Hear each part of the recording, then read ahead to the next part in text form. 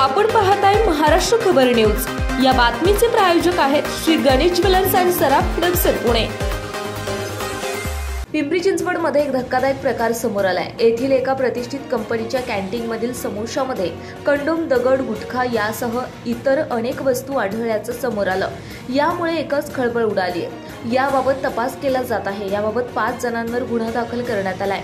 यामध्ये एका उपकंत्राटदार कंपनीच्या 2 कामगारांचा समावेश आहे, ज्यांना समोसे पुरवठ्याचे कंत्राट मिळाले होते।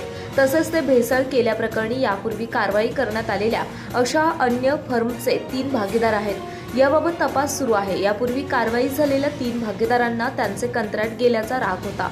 त्यामुळे नवे कंत्राट मिळालेल्या पुरवठादाराला बदनाम करण्यासाठी त्यांनी त्यांचे 2 कर्मचारी नव्या कंत्राटदाराकडे कामाला लावले होते, अशी देखील माहिती समोर आली आहे। Catalyst service solution private limited या फर्मकडे ऑटोमोबाईल कंपनीच्या कॅन्टीनमध्ये खाद्यपदार्थ पुरवण्याचे कंत्राट आहे।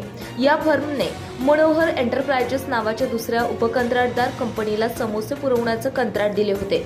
ऑटोमोबाईल कंपनीच्या काही कर्मचाऱ्यांना समोशामध्ये कंडोम, गुटखा आणि खडे सापडले।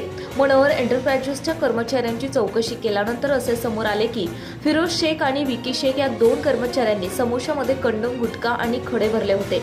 या घटनेची गंभीर दखल घेत आरोपींवर विषाद्वारे दुखापत करणे आणि गुन्हेगारी कट रचणे या कलमांतर्गत गुन्हा नोंदवला आहे।